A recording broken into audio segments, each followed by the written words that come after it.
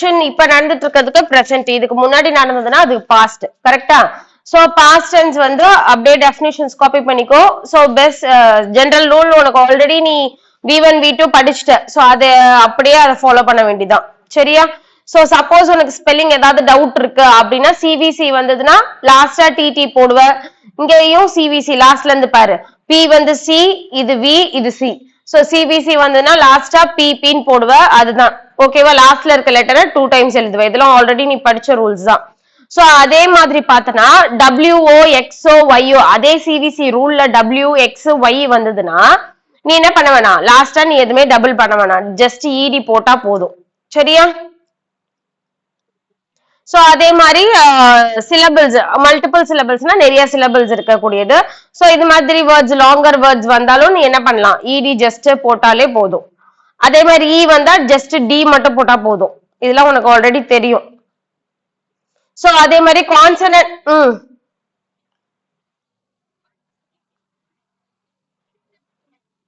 ஆமா பிரிண்ட் எடுத்துக்கோ, ஸ்கிரீன் பாரு. சோ கிளாஸ் நடந்துட்டு இருக்கேன், நடுவுல பேசாத விஷான்.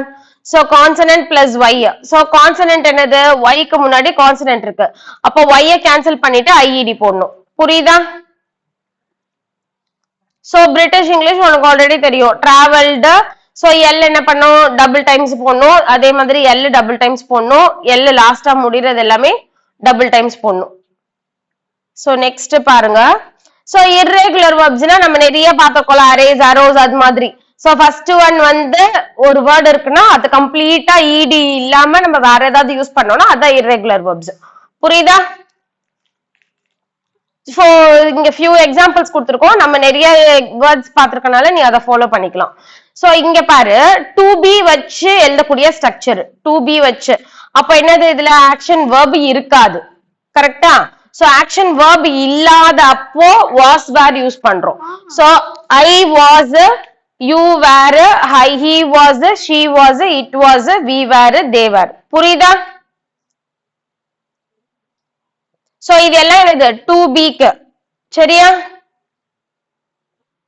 அதே மாதிரி நெகட்டிவ் சென்டென்ஸ் என்ன பண்ணணும், ஆக்சிலரிக்கு பக்கத்திலேயே நாட் போட்டுக்கணும். இதெல்லாம் உனக்கு ஆல்ரெடி தெரியும், தெரியும்ல விஷான்? ஆமா, இது வந்து உனக்கு ஆக்ஷன் வேர்டு இல்லாதது. சரியா? அதுதான் டு பி. ஆக்ஷன் வேர்ப், வேர்பே இல்ல பாரு, வெறும் ஆக்சிலரி வேர்ப் தான் இருக்கு. அதுக்கு இது மாதிரி யூஸ் பண்ணணும். சரியா? சோ இதுவும் சேம் அதேதான். சோ இப்ப past tense easy. Past tense இப்பதான் நம்ம வெர்ப், ஆக்ஷன் வெர்ப் வச்சு பார்க்க போறோம். சோ விசிட்னு கொடுத்திருந்தாங்கன்னா, இப்ப சப்போஸ் விசிட்னு கொடுத்திருந்தாங்கன்னா நம்ம ஜஸ்ட் சப்ஜெக்ட் எழுதிட்டு விசிட் V2 போட்டா போதும். ஓகேவா? நெகட்டிவ்னா என்ன பண்ணுவோம், அதே மாதிரி முன்னாடி do not, does not பார்த்தோம்ல.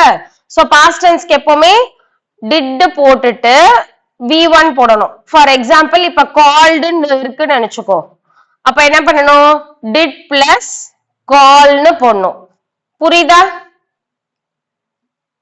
சோ அதே மாதிரிதான் இப்ப went இருக்குன்னா என்ன போடுவ, did not go. புரியுதா? So did plus go, did not go. புரிஞ்சுதா?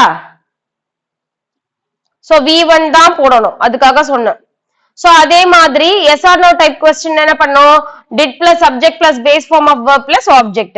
சோ அப்ப என்னது, did plus subject, அதுக்கப்புறம் verb என்னவா இருக்கணும், V1 ஆ தான் இருக்கணும், அதுதான் base verb. சரியா? சோ WH கொஸ்டினும் அதேதான், WH கொஸ்டின் போட்டுட்டு did போட்டுட்டு சப்ஜெக்ட் போட்டுட்டு பேஸ் ஃபார்ம் ஆஃப் verb போட்டுக்கணும். அவ்வளவுதான். இது வரைக்கும் ஃபர்ஸ்ட் முடிங்க. ஸ்ட்ரக்சர் தனியா எழுதிருக்கணும்.